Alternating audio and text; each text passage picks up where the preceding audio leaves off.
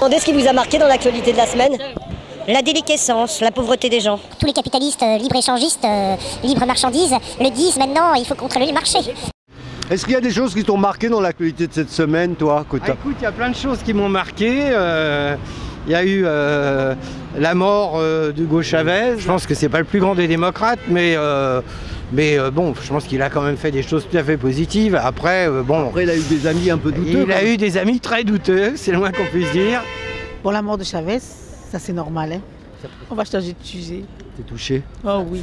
Moi, ce que j'aimais chez ce bonhomme, c'est qu'il avait nationalisé son pétrole. Il donnait à ses voisins, il vendait le pétrole moins cher. Et c'est un gars qui a tenu tête au capitalisme.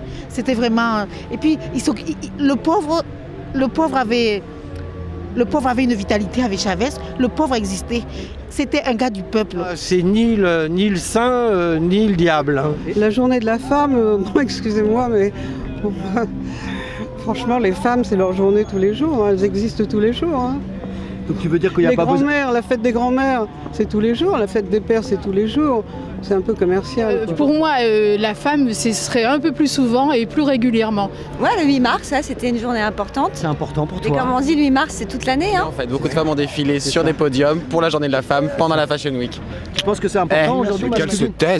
Qu'elles se taisent, elles achètent des talons et puis elles se taisent. On ne nous écoute pas. Je pense que nous, les femmes, on est toujours en arrière face aux bonhommes. On a encore ce problème de bas salaire, nous les femmes. Or, on travaille pareil, sinon plus. Parce que quand on rentre à la maison, on s'occupe des gosses, on s'occupe de tout. Ça, c'est un truc qui me fait marrer parce qu'on commémore en fait ce qui s'est passé à New York en 1800, je ne sais plus combien.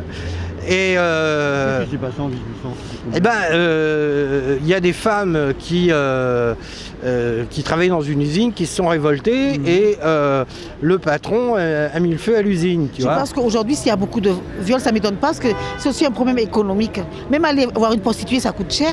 Et puis les gens sont révoltés. Aujourd'hui, il faut savoir que toutes les 3 minutes, une femme meurt, que toutes les 3 minutes, une femme est violée. C'est très possible. Ça va bien avec la crise que nous sommes en train de traverser. Quand je vois ce qui se passe, j'ai lu un article sur l'Inde, par exemple. C'est un article sur le train, en fait. Elles ne peuvent pas prendre le train tranquillement. Elles se font tout le temps agresser. J'étais étonnée de lire que sur un sondage qu'ils ont fait, il y a 50% des hommes qui reconnaissent avoir déjà agressé sexuellement des femmes. Ce qui est à remarquer, c'est déjà qu'elles gagnent beaucoup moins. D'accord, ça c'est sûr. C'est sûr, il faut combattre là-dessus, il faut continuer à combattre le combat de Simone Veil, hein, parce que l'avortement il est en train de régresser. Donc voilà quoi, ça c'est 2 choses sur lesquelles les femmes doivent vraiment se battre. Parce que le reste, bon, il y a longtemps qu'on est libéré, il ne faut pas exagérer. Ce que j'ai lu aussi, c'est que les hommes étaient un peu perdus avec le fait que les femmes justement ont pris de l'indépendance, peut-être trop, ou non peut-être pas trop, mais sur les différences, c'est vrai qu'on est différents de toute façon. Donc ça sert à rien effectivement que les hommes ressemblent à des femmes et inversement. Même physiquement, on se demande comment c'est possible, les hommes, alors sans parler des soins et tout ça, finalement le visage ressemble... Peut-être pas à celui d'une femme, mais par rapport aux hommes de Cro-Magnon ou même il y a quelques centaines d'années, j'ai l'impression qu'en fait on devient tous un peu pareil quoi. Déjà biologiquement.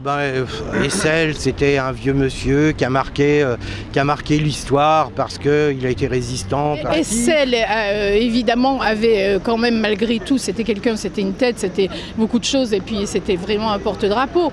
Transmetteur, et il transmettait un message, y compris chez les jeunes, les enfants, etc. Donc il en reste plus beaucoup et après il faut que d'autres prennent le flambeau. Mais lui, il a quand même vécu la résistance. Enfin, on avait fait une interview de lui pour les vœux de la mairie où il avait passé un message.